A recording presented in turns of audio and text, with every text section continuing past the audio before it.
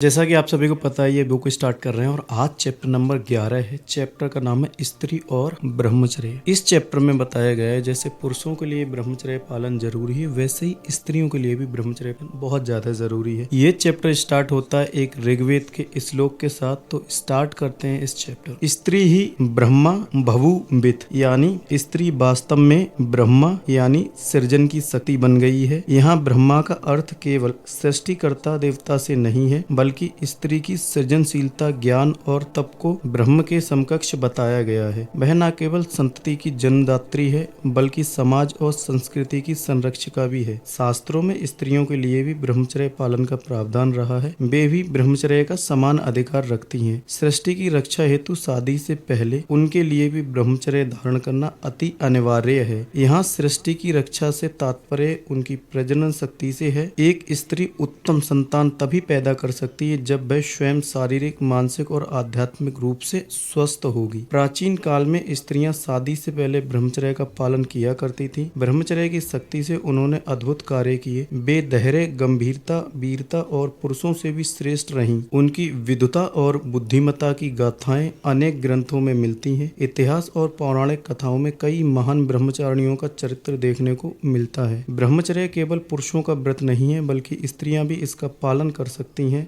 सर्ववीर्ति यानी पूरी तरह से ज्ञात ब्रह्मचर्य की आराधना हेतु महिलाओं को भी वही नियम अपनाने चाहिए जो पुरुषों के लिए निर्धारित हैं। ब्रह्मचारी पुरुष के लिए स्त्रियों का संग और प्रशंसा वर्जित है, और उसी प्रकार ब्रह्मचारिणियों के लिए भी पुरुषों का संग वर्जित है। कई महिलाएं साधकों के मन में यह प्रश्न उठता है कि क्या वीर्य की उत्पत्ति और संरक्षण का सिद्धांत केवल पुरुषों के लिए ही लागू होता है? क्या यह स्त्रियों पर भी लागू होता है? क्या स्त्री साधक ब्रह्मचारिणी के लिए भी वीर्य संरक्षण उतना ही महत्वपूर्ण है? और क्या वीर्य धारण करने से स्त्री साधक भी आध्यात्मिक उन्नति की उच्चतम अवस्था प्राप्त कर सकती है? इस तरह के अनेक प्रश्न उठते हैं। स्त्रियों को भी ब्रह्मचर्य व्रत का अवश्य पालन करना चाहिए। वे मीराबाई की तरह ब्रह्मचारिणी बनकर अपने आप को प्रभु की भक्ति और सेवा में समर्पित कर सकती हैं, या फिर गार्गी और सुलभा के समान ब्रह्म विचार का मार्ग अपना सकती हैं। इसी निष्ठा से ब्रह्मचर्य का पालन करने वाली स्त्रियों को ब्रह्मचारिणी कहा जाता है। प्राचीन काल में अनेक स्त्रियों ने अद्भुत कार्य किए और अपने सतीत्व की शक्ति संसार में प्रदर्शित की। ब्राह्मण कौशिक की मांडव्य ऋषि से श्राप के कारण अगले दिन सुबह मृत्यु होनी थी। उसका जीवन बचाने के लिए उनकी पत्नी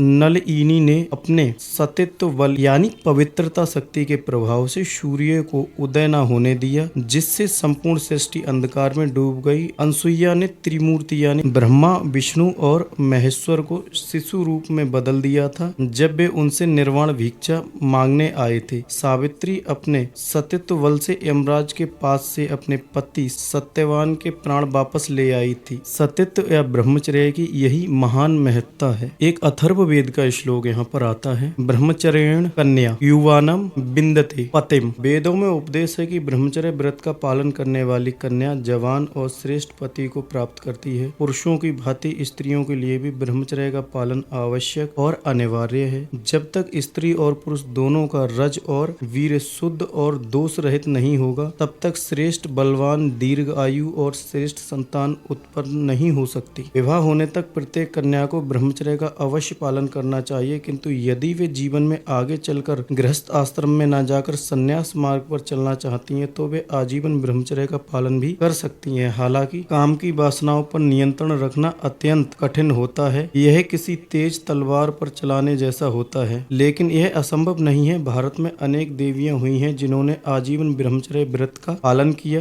प्राचीन काल में जब कन्याएं ब्रह्मचर्य का पालन करती थीं, तब उनकी संतान तंदुरुस्त और स्वस्थ होती थी। गृहस्थ जीवन एक रथ के समान है, जिसमें स्त्री और पुरुष उसके दो बराबर पहिए हैं। जैसे एक पहिए वाली गाड़ी नहीं चल सकती और एक पंख वाला पक्षी उड़ नहीं सकता, उसी प्रकार अकेले पुरुष या स्त्री से गृहस्थ युक्त जीवन सफल नहीं हो सकता। इसलिए गृहस्थ धर्म का सही पालन और श्रेष्ठ संतान की प्राप्ति के लिए स्त्री को भी ब्रह्मचर्य व्रत का पालन करना अति आवश्यक हो जाता है। आज की नारी जागरूक, सशक्त और आत्मनिर्भर है। वह देश के विकास में भी सशक्त भागीदार है। जब एक महिला आगे बढ़ती है तो उसका पूरा परिवार, समाज और राष्ट्र आगे बढ़ता है। वह माँ के रूप में संस्कार देती है और नेता के रूप में मार्ग दिखाती है, शिक्षक के रूप में ज्ञान फैलाती है और समाज सेविका के रूप में समाज को आगे ले जाती है। यदि स्त्री ब्रह्मचर्य युक्त जीवन अपनाएगी तो उसे शारीरिक ऊर्जा, मानसिक एकाग्रता, आत्मसंयम और आध्यात्मिक शांति प्राप्त होगी। ऐसा जीवन न केवल उसके स्वास्थ्य को सशक्त बनाता है बल्कि वह समाज में सम्माननीय होती है और वह दूसरों के लिए प्रेरणा का स्रोत भी बन सकती है। ब्रह्मचर्य से उसकी आंतरिक शक्ति जागृत होती है जिससे वह आत्मनिर्भर, निडर और संतुलित जीवन जी सकती है। प्रकृति ने स्त्री को संसार में पवित्रता, स्नेह, संवेदना, समता, ममता, करुणा, सहकार और सदाशयता जैसे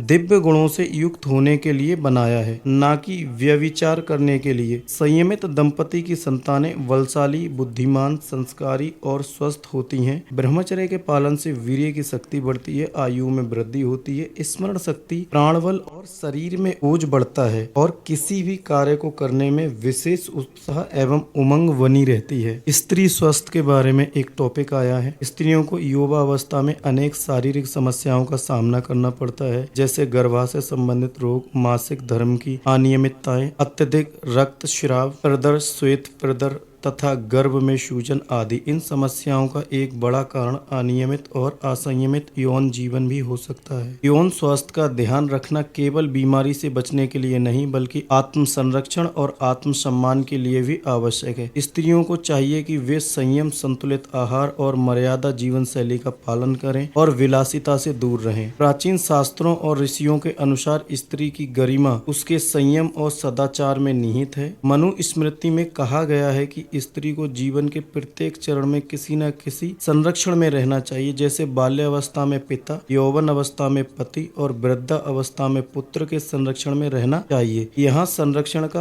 अभिप्राय केवल नियंत्रण नहीं बल्कि उसकी सुरक्षा से है। आज की स्त्रियों को चाहिए कि वे सती, साध्वी स्त्रियों के जीवन से प्रेरणा लें और धर्म, संयम, सेवा, श्रद्धा और आत्मबल जैसे सद्गुणों को जीवन में धारण करें। ऐसे आचरण से न केवल उनका आत्म कल्याण होगा बल्कि संतान और समाज के लिए भी वे प्रकाश स्तंभ बन सकती हैं। गीता के 9.32 श्लोक में कहा गया है कि जो भी स्त्री या पुरुष सच्चे भाव से भगवत भक्ति और धर्म का पालन करते हैं, यदि वे मेरी शरण में आते हैं, वे परम मोक्ष को प्राप्त करते हैं। भगवत गीता का अध्याय कह रहा है इस चीज को। आप शायद अभी भी नहीं मान रहे कि ब्रह्मचर्य की क्या पावर है। ब्रह्मचारिणी स्त्री के विशेष गुण के बारे में बात की गई है। मौन का अद्भुत सौंदर्य। जो स्त्री मौन की साधना करती है उसकी आत्मा में शांति का स्नेह होता है। वह शोर शराबे से परे सुकून के वातावरण में हर्षित रहती है। सेवा में छिपा असली रूप। सेकंड पॉइंट है, उसका सौंदर्य श्रृंगार या वस्त्रों में नहीं बल्कि उसकी निस्वार्थ सेवा में प्रकट होता है। बाहरी दिखावे की बजाय उसमें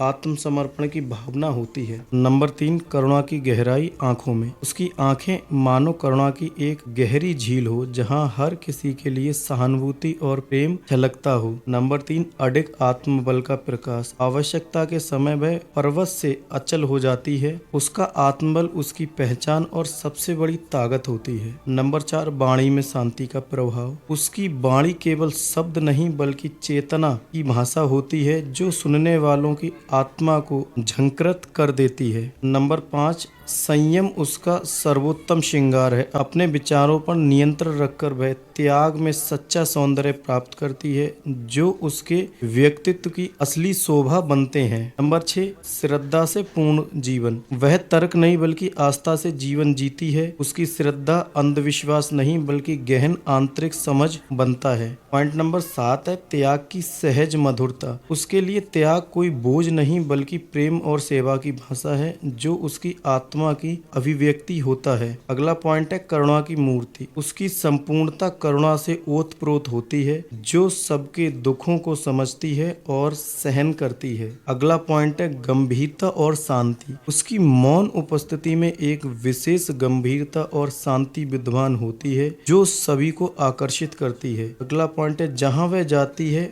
वहाँ की ऊर्जा बदल सकती है। यह रहस्यमय प्रभाव है जिसे देख नहीं सकते, वह अनुभव अवश्य किया जा सकता है। उसकी मौजूदगी से वातावरण ही प्रफुल्लित और सकारात्मक हो जाता है। ऐसी तेजस्विनी स्त्री ब्रह्मचर्य की शक्ति से परिपूर्ण होती हैं, जो केवल बाहरी नहीं बल्कि अंतरात्मा से सुशोभित और संपूर्ण होती हैं। अगला टॉपिक यहाँ पर आता है तेजस्विनी स्त्री। इसको भी समझते हैं। तेजस्विनी स्त्री वह होती हैं जो केवल अपने रूप या वाणी से नहीं बल्कि अपने आंतरिक संयम और आध्यात्मिक ऊर्जा से चमकती हैं। उसका तेज ब्रह्मचर्य के पालन से उत्पन्न होता है। एक ऐसा संयम जो न केवल शरीर की शक्ति को बचाता है बल्कि मन, बुद्धि और आत्मा को भी ऊर्ध्वगामी बनाता है। ब्रह्मचर्य उसकी आत्मा की मौन साधना है, जिससे वह भीतर से दृढ़ और स्थिर अडिग बनती है। ऐसी स्त्री के भीतर त्याग, सेवा, करुणा और श्रद्धा सहज रूप से विकसित होती है। उसकी उपस्थिति में वातावरण शुद्ध हो जाता है और उसकी चेतना दूसरों के जीवन को प्रकाशमान कर देती है। वह केवल एक व्यक्ति नहीं बल्कि ऊर्जा की स्रोत होती है, जो अपने संयम और आत्मबल से समाज को दिशा देती है। तेजस्विनी ब्रह्मचारी स्त्री नारी शक्ति का वह स्वरूप है जो भीतर की लौ को जलाकर समस्त जीवन को प्रकाशित करती है। अगर आपने इस चैप्टर को यहाँ तक सुना है तो आप ये समझ गए होंगे कि मात्र ब्रह्मचर्य जीवन जीने से शरीर में कितने सारे परिवर्तन होते हैं। शरीर का विकास के साथ साथ बुद्धि आपकी इतनी तेज और पवित्र हो जाती है कि आप असंभव काम को भी संभव बना सकते हैं। और इस चैप्टर में वो सारे नियम स्त्रियों पर भी लागू होते हैं जो पुरुषों के जीवन में ब्रह्मचर्य रहने के लिए लागू होते हैं। उठो, जागो, फिर से प्राचीनता की तरफ लौटो। वैदिक आश्रम में 0 से 25 साल की उम्र तक एक अवस्था थी, ब्रह्मचर्य अवस्था। तो फिर से आप इन चीजों को समझने की कोशिश करें। सच में बहुत ज्यादा पावरफुल ब्रह्मचर्य की शक्ति है। जो करता है वो जानता है। मिलता हूँ नेक्स्ट चैप्टर के साथ। कैसा लगा चैप्टर कमेंट करके बताना। इसका PDF मेरे फ्यूचर ज्ञान टेलीग्राम से डाउनलोड कर लेना। अबाउट सेक्शन में लिंक होगा इंस्टाग्राम का, वहां भी फॉलो कर लेना अगर आपको कोई भी बात करनी है इससे रिलेटेड आपके साथ। जय श्री राम।